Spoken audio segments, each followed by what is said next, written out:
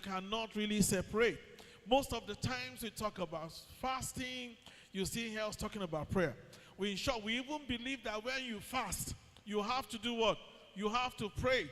Because when you fast and you don't pray, it's like you are having what I call a hunger strike.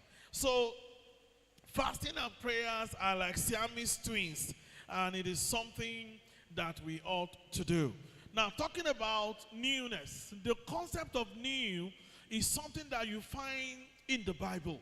A lot of times you go to the Bible and you see the concept of newness, because our God is a God of newness. You have had something like new wine in the Bible. You see things or hear things like newness, things like new name, things like new wine, things like new hearts. That God will give you new hearts. You hear things like new birth. When you move from darkness to light, we say you have what? A new birth. So you see, in the book of Acts of Apostles, the Bible tells us that as they gathered and they were praying, something happened to them. What is it that happened to them? Said they began to speak in what? New tongues. So the issue of newness is not strange at all. New tongues, new commandment. In the book of Revelation, you see New Jerusalem. So talking about new, thus far, we know that new is not a strange concept in the Bible. But entering into newness through fasting and prayer. What is fasting? We all know that fasting is abstinence of food, Abi. You will not eat food and drink. Or let me say food and water. Now, if you stay away and you don't eat as the Lord leads you, you will say you are fasting, right? And when we look into the Bible, looking at the book of Ezra, we saw what Ezra did. The Bible tells us that then in Ezra chapter 8 from verse 21, the Bible said, then I proclaim a fast then. It was a fast. It was a national fast because they were moving out, and so Ezra felt they need to pray and fast. So he said, I proclaim a fast at the river of Ahava. And why? They said, we did this, or we are doing this, that we might afflict ourselves before our God. So that we go before God to seek him for the right of way for us, for leading.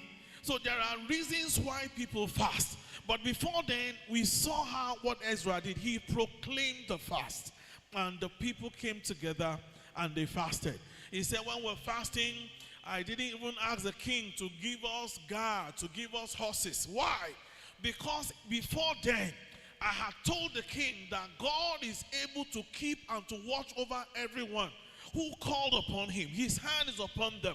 He said, I was ashamed to require of the king to give us a band of soldiers. To give us soldiers that will go with us, to guide us. Because I had told him that the hand of God is upon them for good that seek him. But his power and his wrath is against those who are against him. So he said, for this reason, no, this is absolute dependence. I will not ask the king to give us soldiers. And for that reason, Ezra said in verse 23, so we fasted and besought our God for this, and he was entreated to us. Entreated means, and he answered us. He listened to us. He listened to our request and brought it to fusion. So beloved, this morning, we will not go deep, but I know in our Bible studies, I know that subsequently we'll look at quite a lot of things about fasting. You know, you can fast and abstain from food and drink. And from the Bible, from the scripture, we can see different kinds of fast. A lady, a queen called Esther fasted in the Bible. And we saw how she said, called her people, said, we will not eat for how many days? For 3 days. They did not eat.